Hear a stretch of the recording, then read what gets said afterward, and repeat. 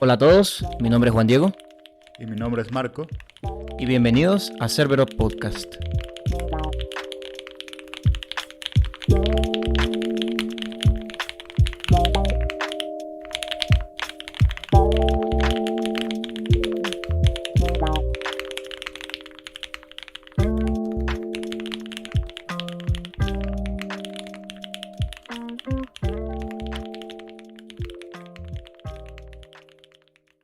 Hola a todos, me complace estar de nuevo en este su espacio, Cerberus Podcast. Marco, ¿cómo estás? Hola Juan, ¿todo bien? El día de hoy, pues, es un poquito interesante.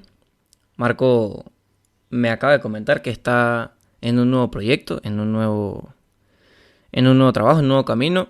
Y se me ocurre la idea de preguntarte, Marco, primero ¿cómo está ese trabajo? ¿Cómo está todo por ahí? Bueno, en general, como con cualquier trabajo, al principio te sientes un poco perdido y el dominio de el dominio de aplicación es bastante particular y, me es bastante extraño. Por lo tanto, no quisiera ahondar mucho en esa parte. Ahora, con respecto a lo que tiene que ver con programación como tal, sería un rol relacionado a procesamiento de datos, en la nube, pues, procesar datos en la nube para llevarlos desde un punto de recogida a través de una serie de transformaciones hasta llegar a un punto de almacenamiento y de análisis. Exactamente, y de ahí vino mi idea, ¿no? Pues yo sé que a ti te ha pasado también, hemos estado trabajando juntos en varias cosas y sé que has trabajado en otras tú solo, pero hay algo que independientemente del trabajo o del área que estemos trabajando, y creo que eso depende de si uno, perdón, no depende si uno es experto o no. Yo creo que siempre toca aprender algo cuando uno está iniciando en el trabajo. O sea, independientemente si manejas la tecnología por la cual fuiste contratado y te puedes llamar experto en ella, yo creo que siempre toca aprender.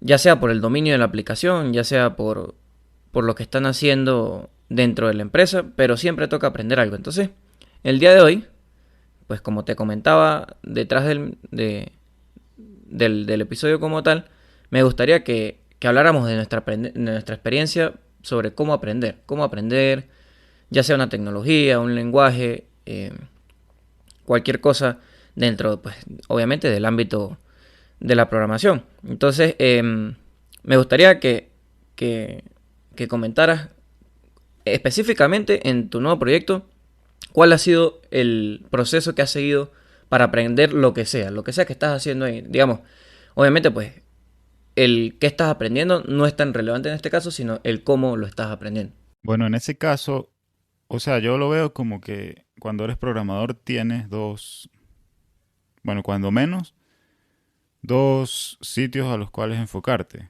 dos sitios a los cuales mirar. El primero es lo que es tu trabajo como programador y lo otro es lo que es tu trabajo como programador dentro de un contexto.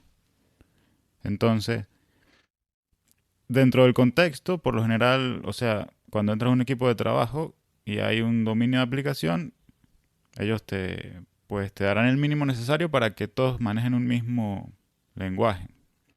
Y creo que eso también lo vimos nosotros, por ejemplo, en otros proyectos donde el dominio de aplicación era, no sé, lingüístico, por ejemplo, se encargaban como que de que todos manejáramos el mismo lenguaje. Entonces ahí lo que tienes que hacer es tratar de estar a la expectativa de qué es lo que ellos te plantean como importante de ese contexto y bueno, ya después por tu cuenta tratar de profundizar. Por ejemplo, si es un contexto de procesamiento de señales, un programador no es un físico ni un ingeniero electrónico ni nada de esas cosas. Pero, él puede tratar de ver cuáles son los keywords importantes, los conceptos importantes y después tal vez buscar alguna introducción o algún libro que sea enfocado a programadores, por ejemplo. Ese Ese es uno de los grandes caminos que veo, el del contexto. Y en ese caso, o sea, estar a la expectativa de qué es lo que te dicen que es importante y poner de tu parte para entender un poco cada día. Y está el otro aspecto que es el de como programador, como ingeniero de software tal vez. O sea, en ese caso tú ya sabes cómo moverte y en base al contexto de la aplicación tú podrías decir voy a priorizar aprender X cosa. Porque tú puedes ver, por ejemplo, si entras a un proyecto nuevo de desarrollo web, o sea, si tú ya sabes programar, ya sabes más o menos qué es lo que debes aprender para ese proyecto. Probablemente el framework que utilizan en frontend, y bueno, y si vas a hacer full stack, lo que utilizan atrás. Si entras, por ejemplo, a un proyecto no sé, programar videojuegos, en ese caso, ya sabes que tienes que enfocar tu aprendizaje a algún lenguaje con alguna de las librerías, creo, no sé si estoy errado, que hay por ahí. Por ejemplo, Unity o Unreal. Y bueno, en tal caso, el lenguaje en el que ellas tienen clientes. Entonces, como programador, tú tienes un poco más de poder de decisión y de capacidad de analizar cuál es la situación y a qué le puedes enfocar el tiempo. Y digamos que tú, bueno, por ejemplo, con este proyecto que tienes ahorita, digamos que te toca aprender, no sé, JavaScript, por ejemplo. Y, y tú no sabes absolutamente nada de eso. Sabemos que en Internet hay billones de recursos sobre JavaScript. ¿Cuál es el camino que tú tomas para aprender JavaScript, por ejemplo? En ese caso, trataría de primero hacerme a la vista general, o sea, tener una vista end-to-end de cómo funciona JavaScript dentro de toda la solución. Eso sería lo primero.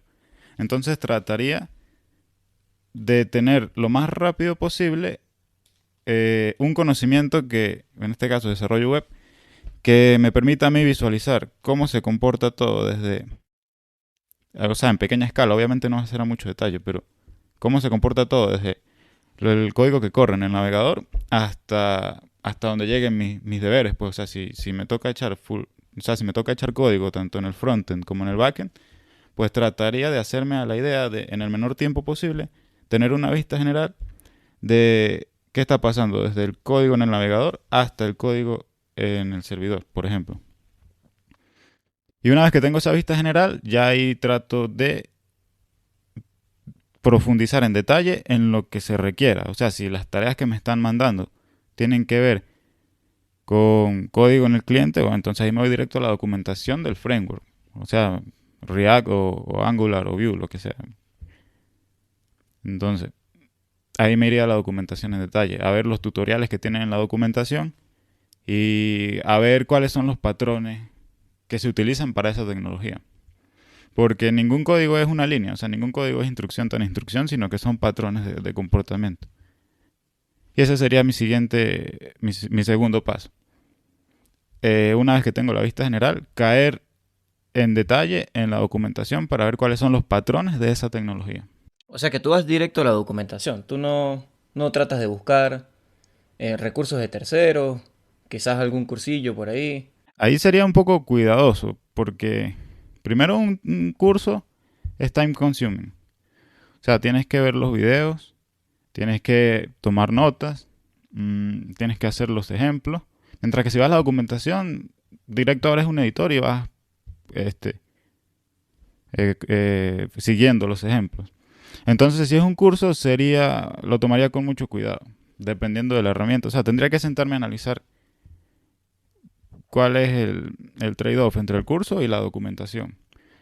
Claro, esto es ya porque nosotros tenemos como que cierto nivel y podemos caer directo a la documentación. Alguien que está nuevo no podría hacer eso porque se va a perder.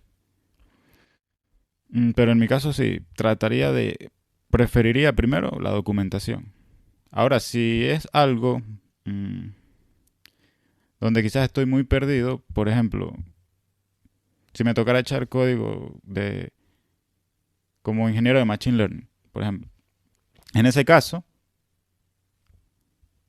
yo creo que sí buscaría un curso, pero de alguien que tenga más o menos cierto historial en la industria y que tenga más o menos sus opiniones fuertes de cómo debería ser la cosa. Alguien que esté bien parado, pues. Buscaría un curso de esa persona, tal vez en Udemy, en una plataforma personal, y, y trataría de hacer el curso para ver más o menos cuál es el flujo de trabajo en esa área y después a la documentación de las herramientas.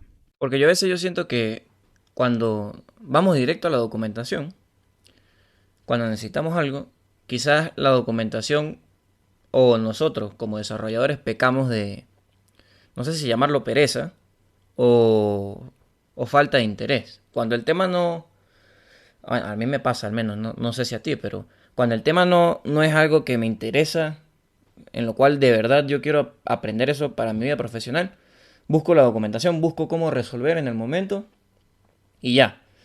Y pues, obviamente, quizás al momento yo quizás esté entendiendo lo que esté haciendo, puede ser también que no, pero lo cierto es que es un aprendizaje para resolver. Yo siento que es distinto a un aprendizaje de algo que quieres fundamentar, que quieres tener como base para otras cosas. Entonces, ¿no sientes tú que ir a la documentación a veces peca de eso? Oye, yo creo que es al contrario, pero depende de cómo lo mires. O sea, si te vas a la documentación por algún snippet de código para poner a correr lo que sea que tienes que correr y ves que funciona y le haces las pruebas y pasa, bueno, listo, terminaste las tareas y hasta ahí llegó.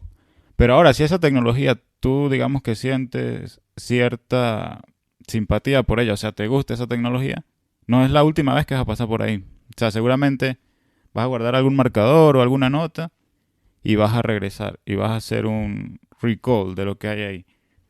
Depende, es del interés, como dice, o sea, eso está condicionado por el interés. Si es una tecnología que te interesa, vas a volver a ella sí o sí. Entonces, en ese caso, yo diría que lo mejor es la documentación, en ese caso, porque sea alguien que quiere convertirse en un experto en C++. La Biblia de eso es el sitio de C++, cmas.com, creo que se llama así. O sea, ahí está todo. Ahí está absolutamente todo para volverse para volverse muy bueno en C++. Entonces, puede ser que para resolver el trabajo en el momento, pues sí, se peque de copiar y pegar. Pero si esa persona siente un interés por C++, va a regresar a esa documentación y le va a poner el tiempo a asimilar bien y a internalizar bien esos conceptos. Pero, claro, digamos, la comunidad de C++ es basta, eh, demasiado grande. Pero hay cosas que no están tan bien documentadas. Por ejemplo, en C++ tenemos el libro del creador y hay diversos recursos. Primero por la trayectoria del lenguaje, la gente que lo utiliza y también porque es como una especie de hito dentro de la programación. Pero también es verdad que no todas las tecnologías o no todos los lenguajes están tan bien documentados por sus creadores. Quizás porque estén en proceso de documentarla o, o porque simplemente no se tomaron el tiempo para hacerlo. Porque hay muchas veces que pasan de la documentación. Yo sé que te ha pasado, en la documentación es inútil. O tiene ejemplos demasiado básicos que no te ayudan a, a profundizar o a aprender lo que tú quieres. Entonces, ahí a veces, obviamente hay a veces referencias de terceros que son muy buenas, libros, etcétera. Pero hay veces donde quizás el único camino es seguir un cursito, ¿no? Cursillo en internet y de hecho yo creo que en internet hay varias cosas que son importantes en ese aspecto y la gente se da cuenta de eso. Cuando hay carencia de documentación en algo, siempre hay un recurso de un tercero que trata de documentarlo y pues son chéveres porque esos recursos de terceros normalmente son desde la perspectiva de un usuario, que no es lo mismo de la documentación desde la perspectiva del creador. Creo que sí tienen sabores distintos en cuanto la lees. Sin embargo, pues claro, también hay muchas plataformas de cursos, muchas plataformas de aprendizaje que yo creo que pecan de ahondar por lo general, nada más. Y creo que la gente se equivoca al momento de tomar estos cursos.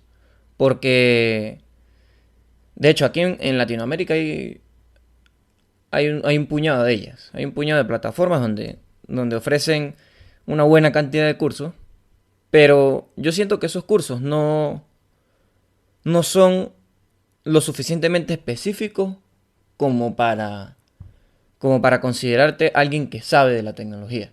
Creo que a veces sobrevuelan mucho el aspecto y no llegan a darte lo necesario como para tú decir, bueno, ahora voy a empezar un trabajo en esto, ¿no? Yo creo que siempre toca como que buscar algo más aparte de esa plataforma. Y obviamente también depende de la plataforma y quién esté dictando el curso, pero yo creo que acá en Latinoamérica hay mucho de eso, ¿no? Sí, bueno, ahí habrían muchos aspectos que, o sea, de los cuales yo no me sentiría como hablando porque tendría que ver con el tema de los negocios, ¿no? Por ejemplo, mayor cantidad de cursos, no sé, mayor ruido, ¿no? Puede ser, y una mayor planta de estudiantes, o sea, más estudiantes inscritos porque hay no sé cuánta cantidad de cursos. Es un aspecto que está ahí, el de vender. Al final es un negocio y tienen que vender.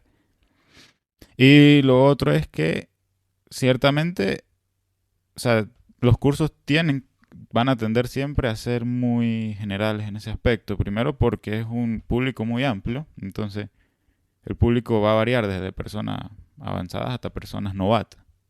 Por lo tanto, los cursos tienen que ser lo suficientemente generales y amables para que la persona más nueva no se sienta desanimada. Ahora, con respecto a lo otro, a lo que tiene que ver con qué tan profundo es un curso con respecto al tema que trata, pues en ese caso, o sea, yo iría de atrás hacia adelante. Es decir, en base a lo que me estás diciendo, yo iría a la documentación. Si la documentación es deficiente o es muy mala, me voy a un curso. O si estoy muy perdido, me voy a un curso. Me ha pasado. O sea, por lo menos la documentación de Panda, la librería esta de Python para manejar data frame. Me voy a la documentación y hay métodos que yo no entiendo. O sea, los leo y no los entiendo. Y la documentación es tan extensa que, cónchale, ¿por dónde empiezo? ¿Qué hago aquí? Listo, ahí me voy para un curso. Pero ya sé lo que estoy buscando. ¿Qué estoy buscando? Ver cuál es como que las operaciones más relevantes de Panda, los conceptos más relevantes, y a partir de ahí voy a poder regresar a la documentación ya bien parado. Entonces, si los cursos son generales, esa es la perspectiva que hay que tener. Me hago la idea general, que sería también como que el primer punto que te mencioné hace rato, me hago la idea general del end-to-end de la tecnología, cómo se mueve dentro de la aplicación que se está manejando. Y ya una vez tengo eso, van a pasar dos cosas. La primera es que voy a poder empezar a contribuir al proyecto que me está pagando. Y la segunda es que voy a poder ahondar en detalle. Entonces, dejaría ese comentario por ahí. Y otra idea con respecto a la calidad de las documentaciones. Yo diría que si un proyecto tiene documentación deficiente, o sea, sálganse de ahí. O sea, es mi consejo, pues. Por ejemplo, Flask versus Django. La documentación de Django es una documentación bien hecha desde una perspectiva de usuario, de developer.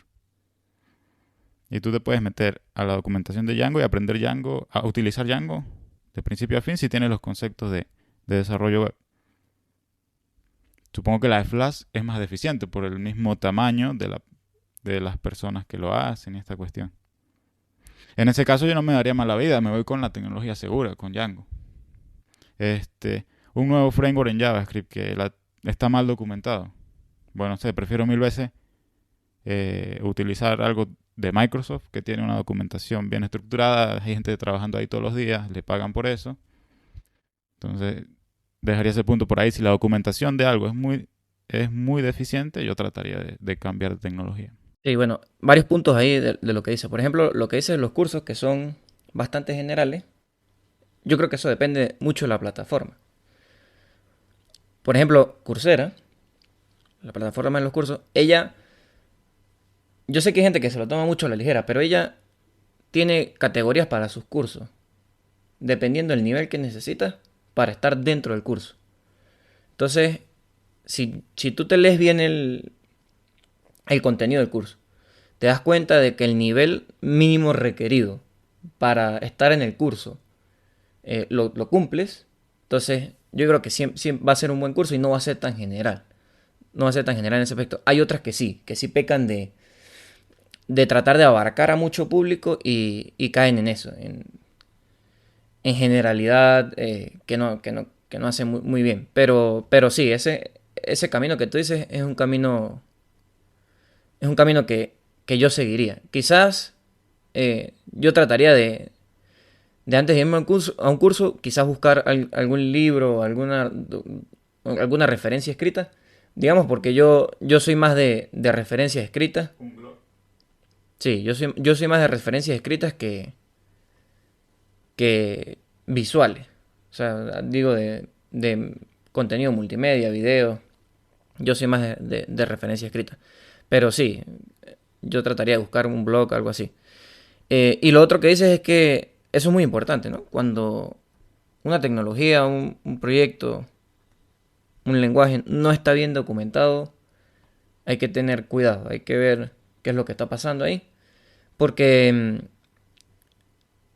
es natural que las cosas buenas tengan más comunidad, tengan más desarrolladores activos, tengan más gente detrás usando lo que estás tratando de investigar. Y de hecho, hace poco hablábamos de la buena documentación que tiene .NET.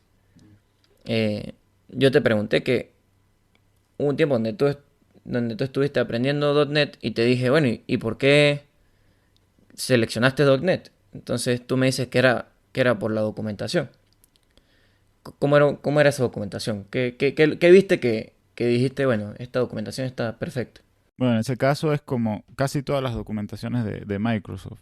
O sea, es extensa y trata con detalle casi todos los puntos que debe tratar.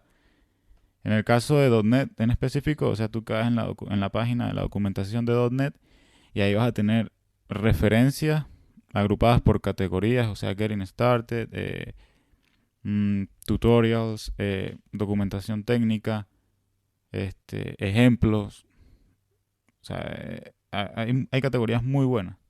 Y está documentado casi todo lo que te interesa a ti como persona que va a desarrollar en esa tecnología.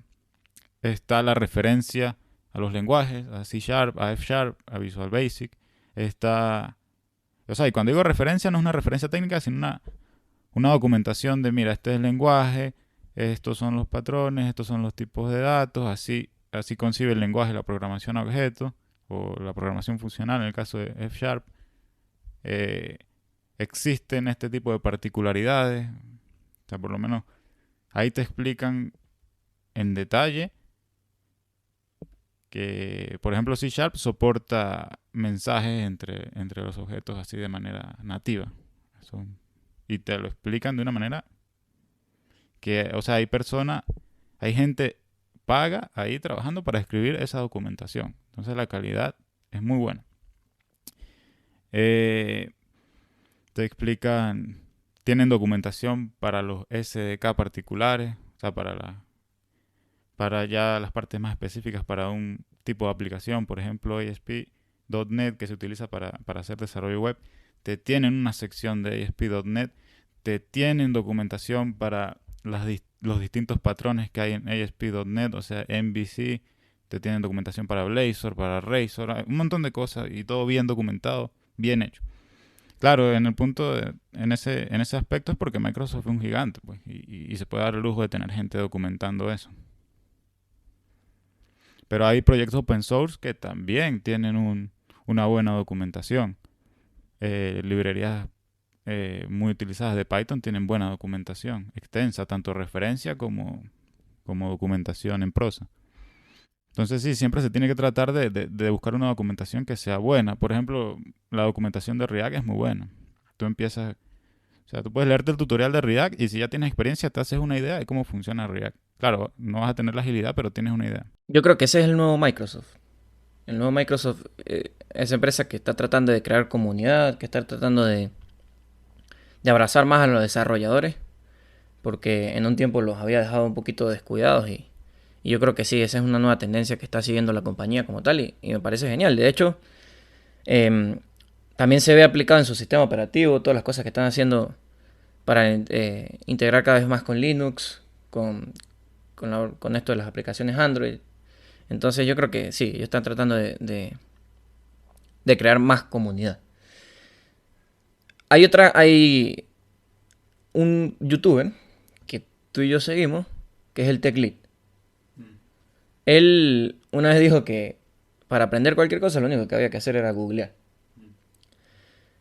Entonces, con todo lo que hemos dicho hasta ahora, vamos a tratar de, con- de concluir con una fórmula para aprender cualquier cosa. ¿Te parece?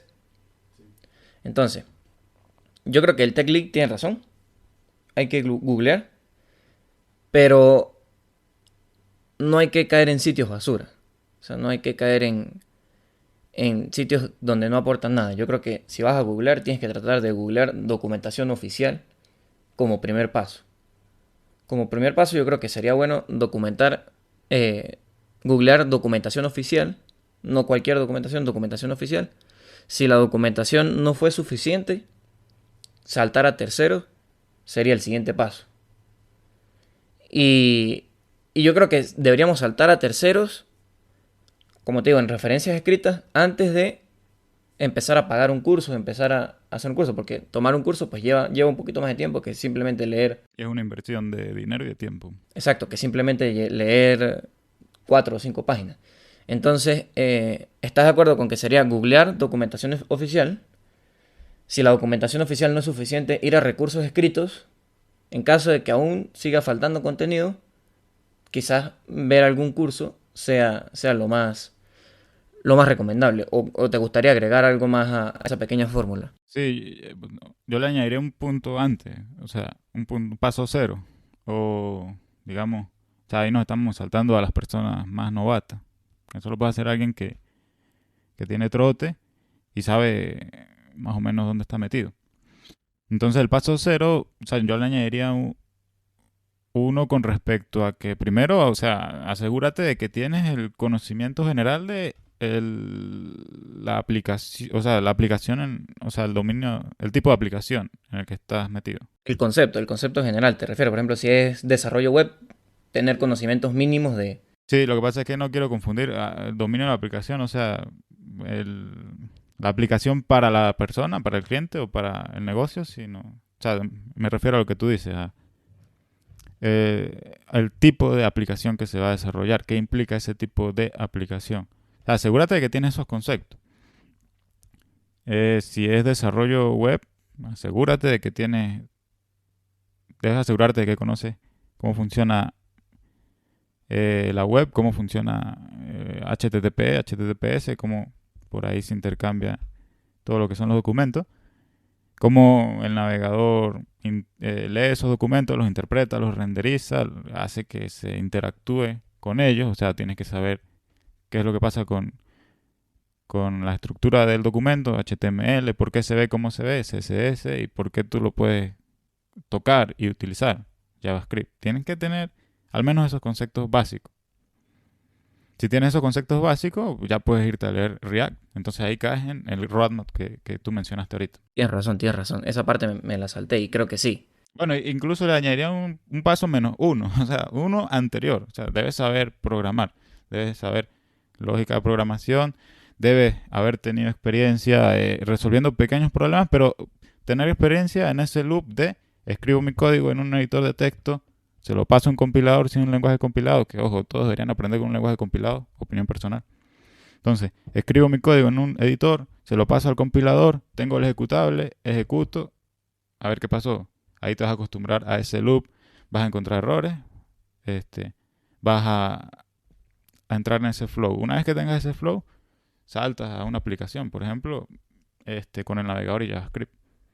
Y ya después de esos dos pasos, ahí sí, caes directo en lo que tú estás diciendo. Sí, entonces podríamos decir que el roadmap a seguir para aprender cualquier tecnología, primero depende de tu nivel de expertise como programador. Y luego de ahí sí podríamos categorizarlo en tres, entonces, ¿no? Aquel que está aprendiendo a programar desde cero. Sí, porque sí tienes razón. O sea, hay mucha gente que trata, no, yo quiero hacer páginas web, pero no sabe nada de programación.